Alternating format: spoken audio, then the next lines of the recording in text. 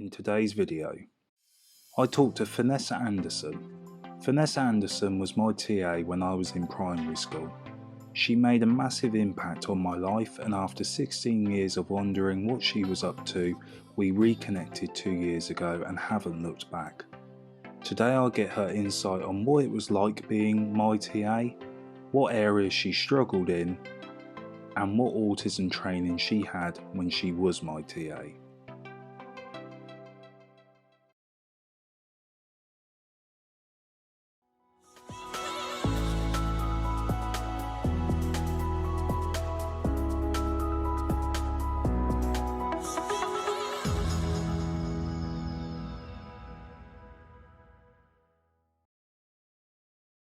Hi there, welcome to another episode of MaxiAspie, and welcome to the last episode of the Autism Connections, and my guest today is Vanessa Anderson.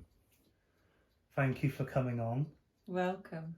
So I think it's now been 18 years since you was it must be 18 years since you were at the school that I went to. Yeah. If not longer. 2002. 2002. So even longer. Yeah, it is longer. Where's that gone? 21 years. 21 years. So we got back in touch after, I think it was 16 years, wasn't it? Yeah. Of no contact really. Yeah. I suppose my first question would be, and I ask this to everyone, what is your connection to autism? Well, you're my first connection, I think. I went to work at the school that you were at, primary school, and I was originally there to be classroom teaching assistant, general classroom. But I think fairly quickly they said, oh, there's a little boy about to start, and we think it'd be nice if you could be one-to-one with him. I don't think I'd been there very long. So we got to know each other pretty quickly, really. And at the time, I think you had the autism diagnosis already. Yeah, because I remember my mum fought quite hard to get the diagnosis just before I started, because I went to another school before, and then that's when I joined. And you joined in year 1. Yeah. Yeah. Yeah. That you hadn't been very comfortable with school, and you weren't very verbal at the time, were you? Well, I couldn't speak till I was 6, and I think that was the biggest difficulty I had with a lot of the TAs I had, was trying to communicate. Yeah, a lot of frustration that people didn't know what you wanted. But you seemed to come in, hit the ground running. I think we just bonded really quickly, didn't we? Didn't have to be through words. You had some words, but you didn't do sentences very much, I think, don't think. Sort of broken English, really. Yeah, although I could always tell that you could understand, even if you couldn't say what you wanted always.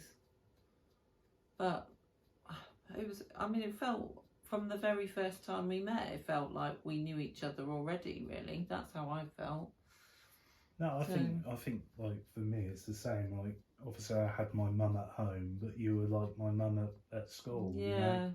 And I always remember finding it difficult with TAs, but you're right, with you it just was, I don't know what, it just felt, it felt right, and we bonded really well. But I think the thing that surprised me was obviously getting to meet you 16 years later, was the fact that you had no training in autism whatsoever. No, I've started to, I've been working in marketing and then wanted to go back to working with children, which I'd always wanted to do, which is why I moved to the school that you were at. And I'd been training in specific learning difficulties like dyslexia and dyscalculia, but I don't think I had any experience of children with, and I was quite daunted about becoming your one-to-one. I was kind of like, oh, maybe I can do it for a term and see how it goes, because I didn't know what you'd be like, and I didn't know whether I would have what it took, you know, to help you. But that was my first connection with autism. But then as life happens, then now my younger child has a neurodiverse diagnosis as well. So I think what I learnt with you has been really helpful to me as a mum as well. So sort of prepared you for something I didn't know. Yeah. My child was 10 before they were diagnosed. So yeah, and very different. Like we watched the Chris Packham programme recently, and that kind of, when you've met one autistic person, you've only met one autistic person. No, because so many people have experienced it so differently, don't they? Yeah, and I think that's where a lot of people sort of can go wrong. You know, they try and apply the same thing to every autistic, neurodiverse child. Yeah. And it doesn't work. And I think that's why, I bring I bring you up in my speeches all the time. That's you. I do, because you've done an amazing job. And I remember at the time, you know, when you left and how like devastating that was. But that's because you've done a good job. And I think the reason you did a good job was because you were the first person that, I always say to people, you can read 20, 30 books on autism, but if you don't know how it affects the individual, you have to meet the I think it was helpful that I didn't know that much about it, really. Absolutely. Was that I met you as Max, not you as autistic Max. Yeah.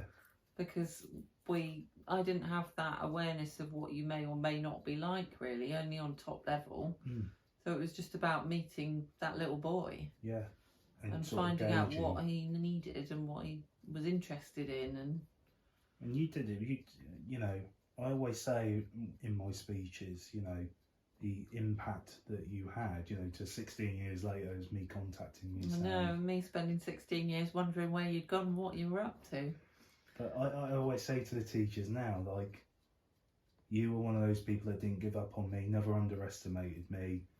And I always say to the teachers now when I do my speeches is, you could be the next Mrs. Anderson, you know, who's going to get a phone call 16 years later thinking, you know, this pain in the butt's calling me. Not at all. No. Lovely moment for me.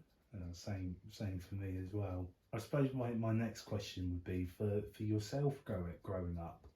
Yeah, do you think it's changed a lot of the awareness and the understanding and the acceptance as well of neurodiversity? Absolutely, yeah. I mean, now I look back, I think like a lot of people, I mean, I was at primary school in the 70s and 80s, but I think the children in class, some of the children in class with me then would definitely have had diagnoses if they'd been at school today, but then they were the children who were behind or slow or just plain naughty. You know, even when you were little, there was some element of that, and probably still is, of people that think, well, is it a disorder or a condition, or is it just behaviour?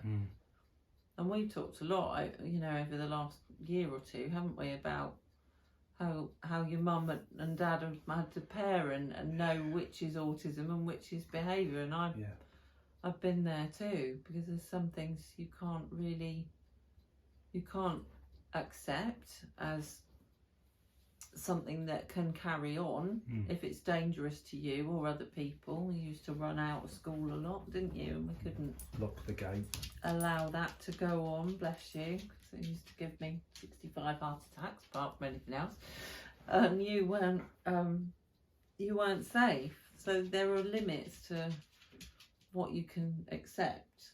Yeah, one of the things I always say is, no matter what condition you've got, it's never an excuse for what you do. You know, it might be a reason. So, yeah, I always say to my mum now, you know, when she used to take me into shops and, you know, I'd be screaming the place down, she used to view that, or other people would view that as just, you know, control your child, you know, being naughty.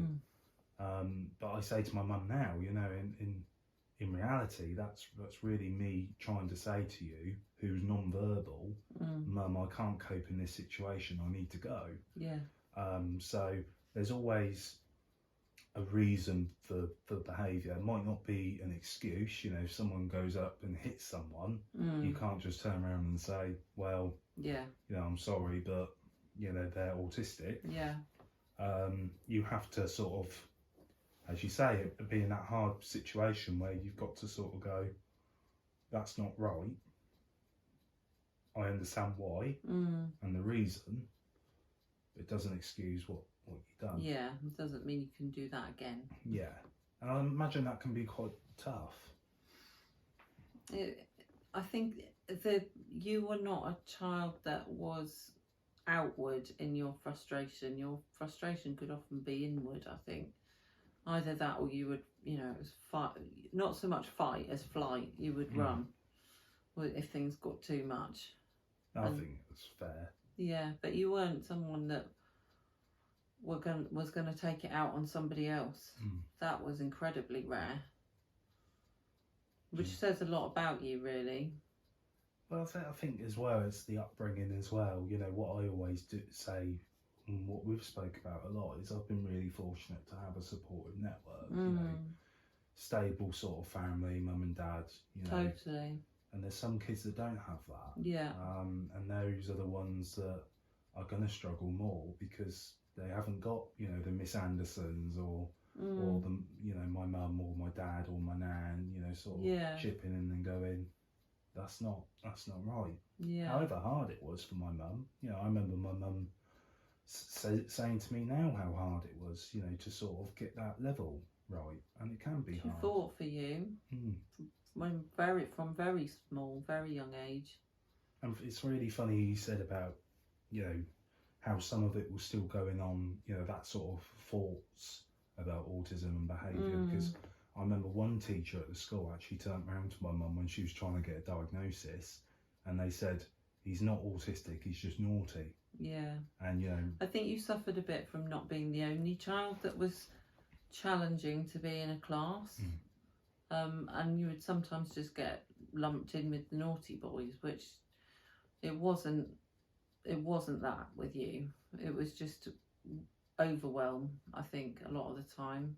Tell me if I'm wrong. But I think some situations would just be too much for you, and we wouldn't always know what they were until they happened. I suppose one of the questions is, what's been the most sort of challenging thing from you from being a teacher and seeing it from that aspect, and then obviously now being a parent? I think I had a lot of more patience with you. It's a lot harder with your own, and I have even more respect for your parents than I did back then, because I learned how hard it is to be a parent and be an advocate and be a guide all at the same time.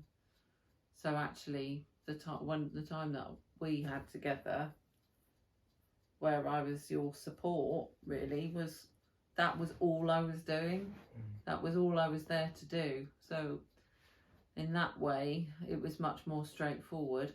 And also, I wasn't having the sleepless nights your parents were, because you were not able to sleep, were you? And kind of meal times and things that are really challenging for parents of children with any kind of autistic spectrum condition. Food can be a real issue. It was for you for a while, wasn't it? Yeah. And it can be for many people that I know.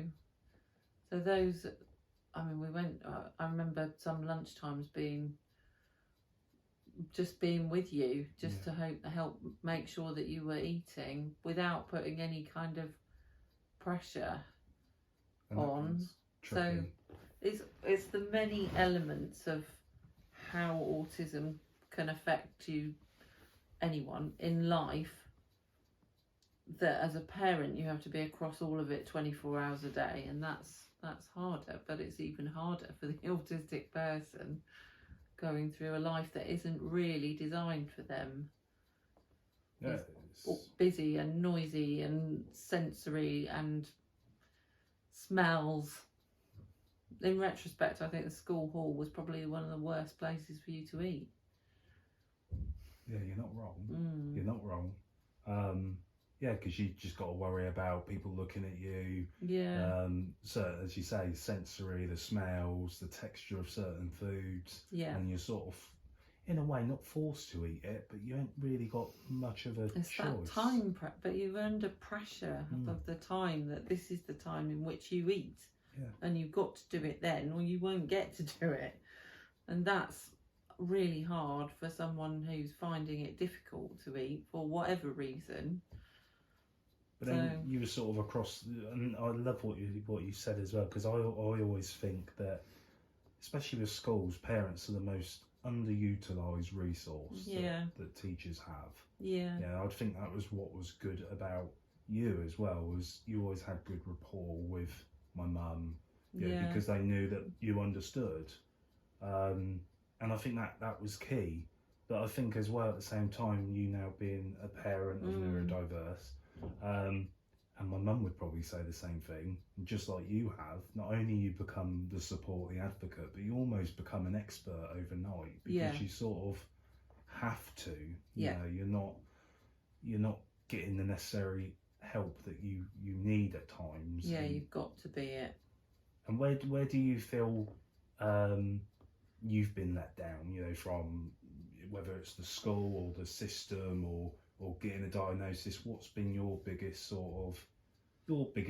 barrier to necessarily get the help and support that you needed? I think the biggest challenge and the biggest learning about masking, which I saw sometimes in you but not so much, is masking. And that if people that don't know the child really well, inside and out, like we knew each other eventually, like people would look up from the outside and say that sometimes you look naughty, but they wouldn't be thinking about what you were really trying to express. And with other, I think the challenge as a parent I've had to deal with is that face value thing. So people on the outside will think they know what they're seeing, and they won't actually know what's going on underneath, you know, the kind of swimming, the swan's legs going, paddling underneath. They'll think everything looks fine, but actually school usually can be quite a challenging place to be, and can be really exhausting. And you must have been exhausted nearly all the time. Yeah, I mean, you know what, I think the biggest thing for me as well, because not only really you're an expert with the autism as well for having to TA myself for those years, but you also had to contend with OCD, ADHD. Yeah. And it gets tricky. OCD was what I worried most about.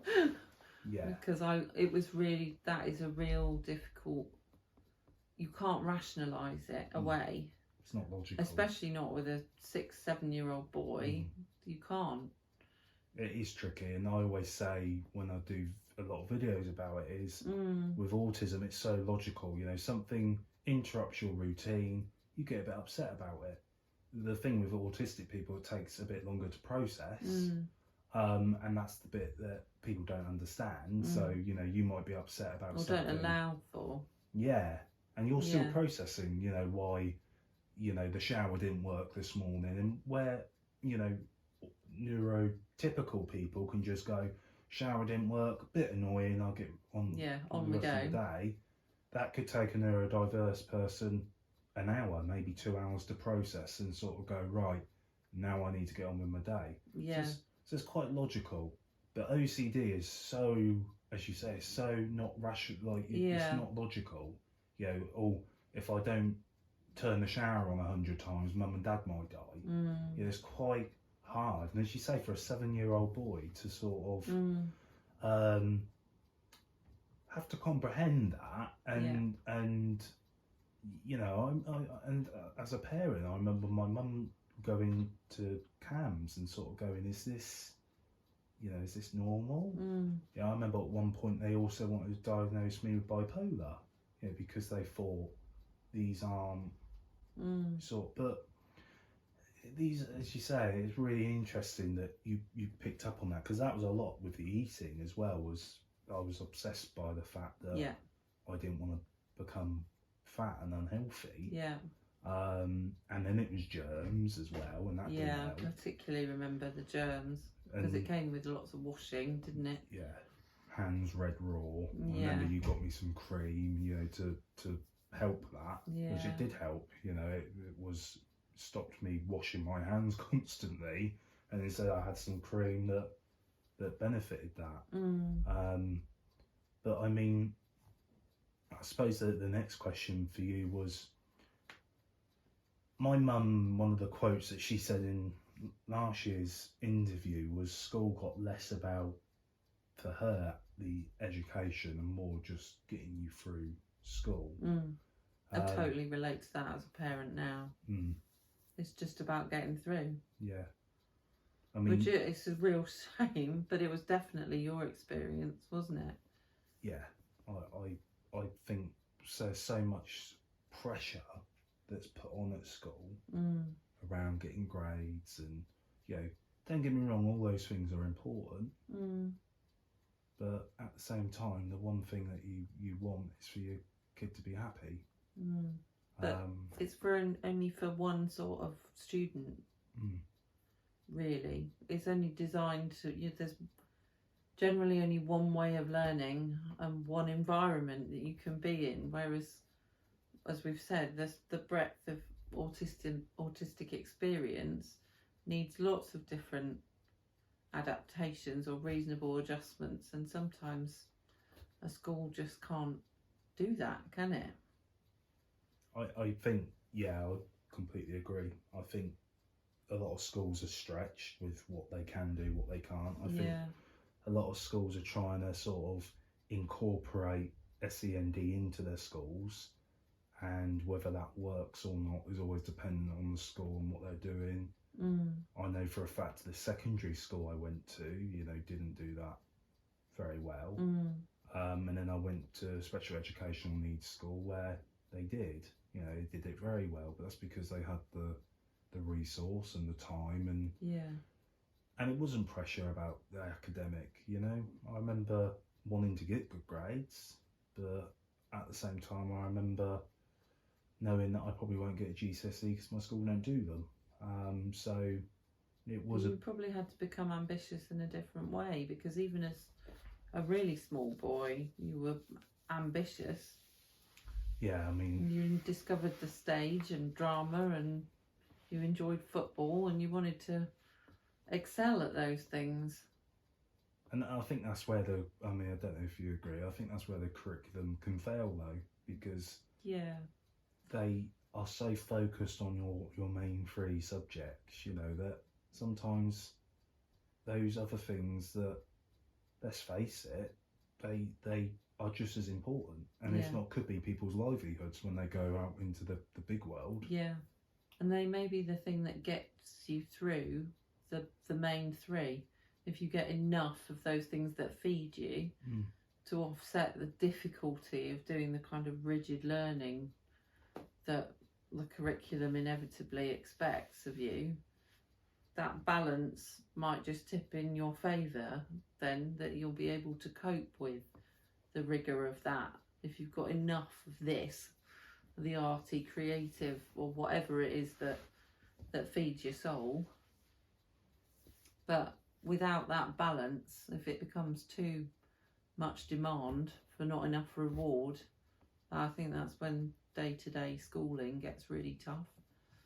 Now, obviously, I had Pete Fry on the show last year. Yes, lovely Pete. Lovely Pete.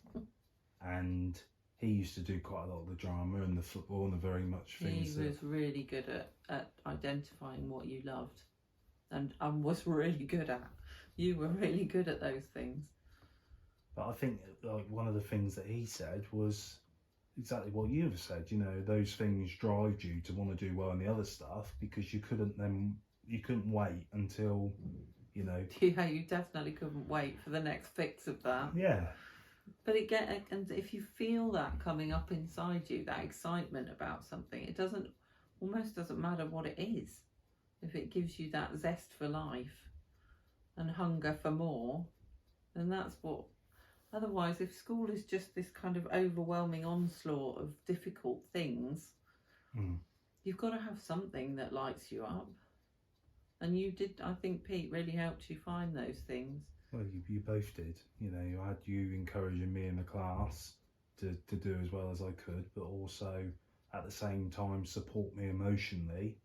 And then I had you know, Pete on the other side, who was, you know, really good at sort of communicating how I was feeling, where I was at, and could give me that sort of that boost when I needed it. You know, he's good at finding the fun. Yeah, and I think what was lovely about you two was, even when sometimes there wasn't possibly room for me in things, there was room that was made.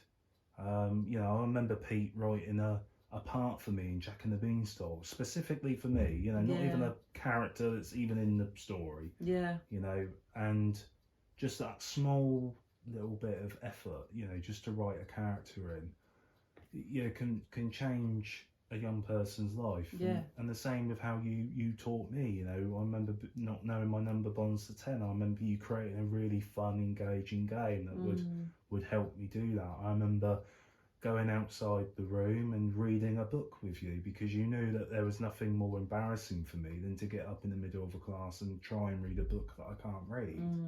Yeah, so it's these small little adjustments that teachers can make that will really change the life of a young person. Yeah, and I think with Pete was really good, and I think I probably learned a lot from him, that he was really good at knowing that if you couldn't verbalise, because your verbal communication skills did come on really quickly, but that didn't mean they'd kept pace with what was expected of your age and stage of development. But Pete was really good at doing non-verbal things with you for how you were feeling, or how things were going, or whether you wanted to do something or not, wasn't he? And I think I learned a lot of that from him, to go, oh, okay, we don't. And I'm guilty of that with my own child, is that I still want to talk about stuff, but actually it's the non-verbal that sometimes just is all you need. Yeah. Probably my last question would be, if you've got any advice out there for teachers that are looking to get into the you know, special educational needs sector, what would be your main advice? And also, just from a parent point of view as well, what would your words of advice be for parents that may be going through the process of getting a diagnosis and are scared and think, oh, you know, how do I deal with this? What do I do? And also, but I might turn that question back on you, because I think it's interesting to know what you think about how you feel about the whole diagnosis thing. But there's two things. So in answer to your first question, I think I can only say what my experience has been, really.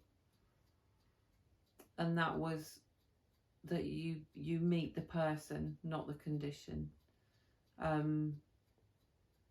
think you and I were very lucky that we just bonded the way we did. And that has it still survives to this day, doesn't it? But I think there was, I didn't go into working with you with a kind of expectation of what it would be like, or what you would be like, what you'd be capable of, or you wouldn't. We just found our way to what, via the things that you liked doing or you enjoyed, and that as a teaching assistant and as a parent is what I've done, and I would do with a child whether they were autistic or not. I'd follow what they love and use that to help them learn whatever they need to learn. For parents, I think it's the hardest thing is helping those around the child to understand that what they see day to day isn't what's going on the inside. And that appearances can be really deceptive. that applied to you as well, with the professionals around you that may have just almost written you off as naughty when it was just your way of communicating at the time, to the children that I know that are incredibly well behaved but are really struggling on the inside. So, but I don't know how you feel about diagnosis. Do you think it's difficult for you because you were diagnosed so young? Do you think it's been helpful for you? I know for some of the young people I know, it's made everything make sense. So they haven't had to keep wondering what was wrong with them or why life was difficult. Yeah. So it made that piece of the puzzle slot in. Yeah. How it makes other people view you, I don't know whether it... I always think that it's so important to know who you are. And I know parents' fears and people's fears of being bullied and being labelled and being written off. Totally. But what I'd say to them is, unfortunately, we live in a world where even if you haven't got the label, you'll be picked on for something. Whether you're fat, whether you're ginger, whether you're a woman, whether you're a man, whether you're non-binary, whether you're different, whether you're anything that's different about you, you will be picked on for it. And yes, I grew up and I had many parents who I'd suddenly be invited round so-and-so's house and then suddenly I wouldn't be, and it'd be like, well, all that's changed is so-and-so spoke to mum and asked, and it's gone from that'd be okay to no. And I have then spoke to parents growing up and I've asked them why, and they have self-admitted to me that Max, ADHD, bit off the wall, do I really want him in my house? Probably not. And they've then now admitted going how wrong they were. Yeah, but it was their own prejudice and their own stigma that was blinded by that. Yeah, because fundamentally you were a really gentle child. You weren't massively unpredictable. And I think that's what people, maybe that perception comes from the ADHD label or whatever their, like you say, their understanding of what that might look like was not necessarily what Max looked like.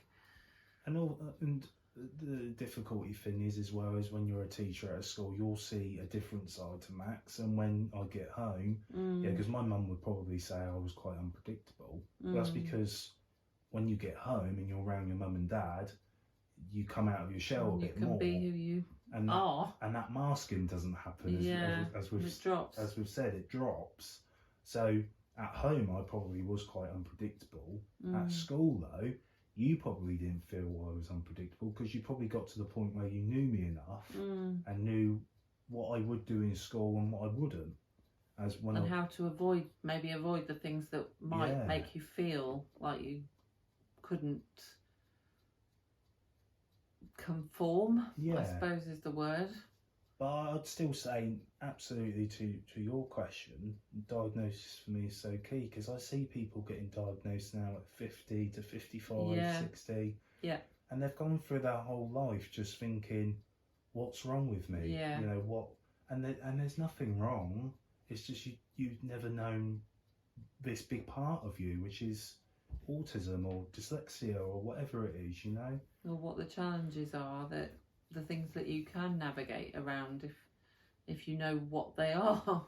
I remember quite a lot of the time, and especially growing up, I remember a lot, even growing up, I remember being in a pub one day and I was playing darts and these other people were getting a bit mad because I was taking quite long to calculate what the scores was.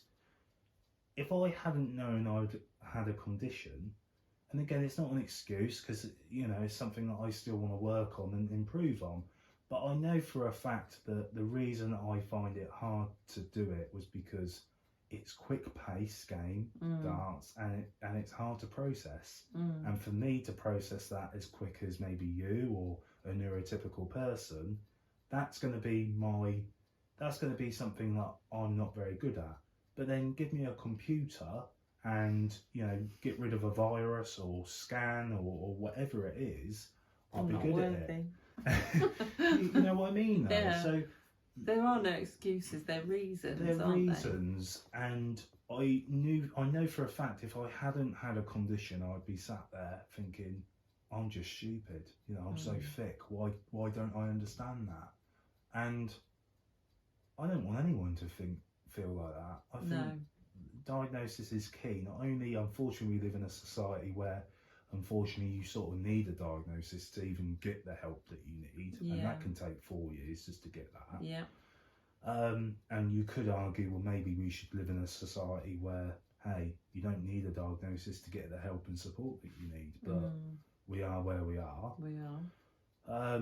But I think it's just so key to know who you are, accept who you are, and not use it as an excuse, but know that there's a reason as to why you might, you know, not like a certain texture or to not know like what you need. Yeah.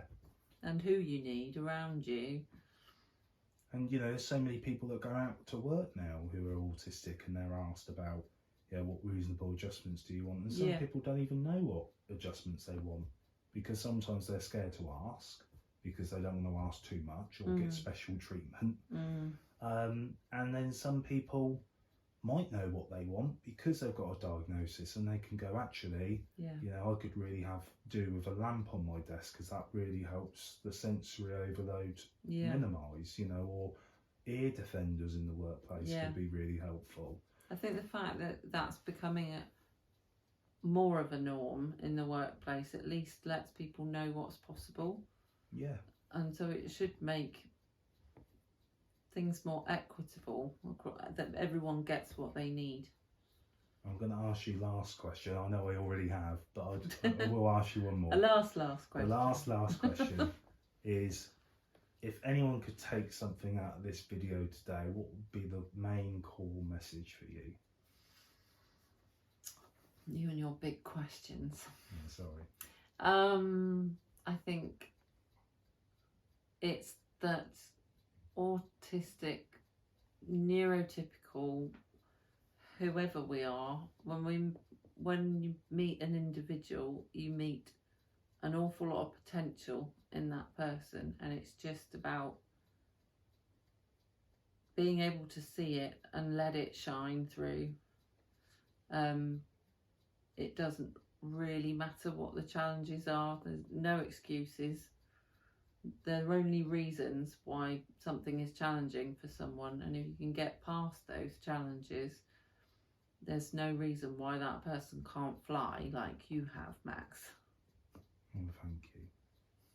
I was about to say 16 years or 21 years in the making, but I'm trying to make you cry. Yes. Yes. Close. It's been a long time since I've made you cry. Yes. Last time was probably asking me to put something down. Yeah. But thank you for coming on, and thank you for answering all my questions. No, it's a pleasure. Also, just wanted to say thank you to everyone that's came on. Thank you for all the guests this year, and thank you guys for watching this year's Autism Connections. If you want to follow any other people on social media, all their links will be in the description below. Thank you for watching. Take care, and goodbye for now.